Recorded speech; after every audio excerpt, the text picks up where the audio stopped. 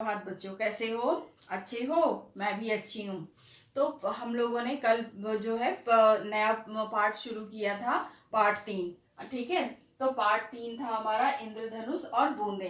तो उसकी कहानी मैंने आपको बताई थी, आपको समझाया था कि हमको घमंड नहीं करना चाहिए, है ना।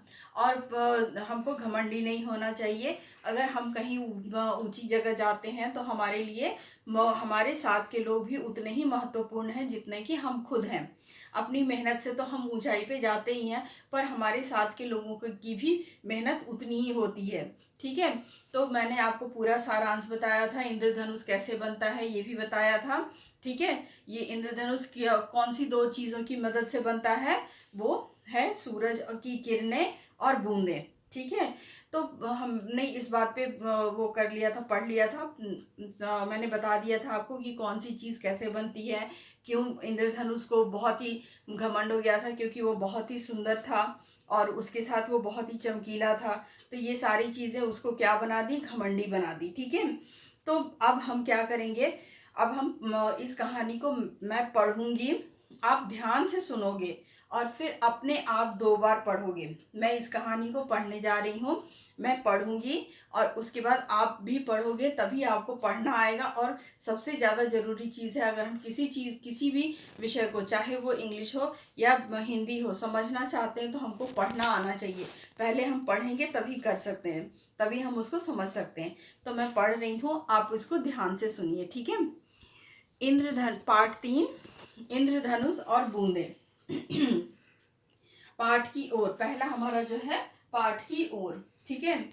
वर्षा ऋतु में प्रायः चारों ओर एक दृश्य चारों ओर का दृश्य हरा भरा हो जाता है। क्या कभी आपने वर्षा ऋतु में आसमान में चमकती सतरंगी पट्टी देखी है? कभी देखी है? हाँ, आप सबने देखी होगी। और आपको पता है कि वो कितना सुंदर दिखता है, उसको हम क्या कहते हैं? वर्षा होने के बाद जब धूप खिल जाती है तो प्रायः आसमान में वह सतरंगी पट्टी नजर आती है। उसे हम इंद्रधनुष कहा जाता है। यह इंद्रधनुष 7 रंगों से बना होता है। आइए पाठ इंद्रधनुष और बूंदें पढ़कर जानते हैं कि आसमान में चमकने वाला यह इंद्रधनुष कैसे बनता है। ठीक है। अब हम पठन की तरफ बढ़ेंगे और पठन में आने से पहले पठन के लिए हम आओ पढ़े करेंगे। ठीक है। पठन में आओ पढ़े करेंगे। अब हम वो मैं पढ़ूंगी। ठीक है। इसमें है, वर्षा के दिन थे, एक बड़ा सा इंद्रधनुष आकाश में छाया हुआ था, 7 रंगों वाला। यह इंद्रधनुष नीले आकाश पर बहुत ही सुंदर दिख रहा था। इंद्रधनुष को अपने सुंदर रूप पर बहुत घमंड था। देखा, घमंड था। ठीक है। वह जब भी निकलता अपनी तारीफ शुरू कर देता, सिर्फ अपनी ही बड़ाई करता, अपने ही बारे में बातें करता। इसी इंद्रधनुष के आसपास पानी की छोटी छोटी बूंदें भी बादलों में रहती थीं। वे भी अपनी खूबियां जानती थीं। उनको भी अपना महत्व पता था। खूबियां मतलब महत्व पता था, पर उन्हें अपनी तारीफ करना अच्छा नहीं लगता था। वे चुपचाप अपना काम करती। ठीक है। अब हम आएंगे पेज नंबर 28 पे। आज तो इंद्रधनुष ने आसमान में छाते ही अपनी प्रशंसा के पुल बांधने आरंभ कर दिए। मैं सचमुच कितना सुंदर हूँ। मैं जब भी निकलता हूँ सब चकित होकर मुझे ही देखने लगते हैं। बूंदें चुपचाप इंद्रधनुष की बातें सुनती रहीं। तभी एक बूंद बोल उठी, भाई तुम हो तो सुंदर, पर इस तरह बार बार कहना भी तो ठीक नहीं। इंद्रधनुष बोला, बस बस, तुम रहने ही दो। तुम तो इतनी छोटी सी हो, तुम भला क्यों बोलती हो? एक अकेली बूंद पर कौन ध्यान देता है? कौन देखता है तुम्हें?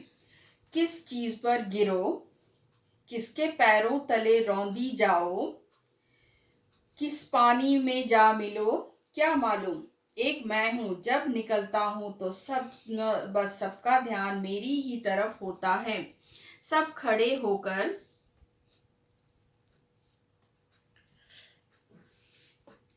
एक अकेली बूंद पर कौन ध्यान देता है। तो बस सबका ध्यान मेरी ही तरफ होता है, सब खड़े होकर मुझे देखते हैं। आसपास रहने वाली बूंदें भी यह बात सुन रही थीं।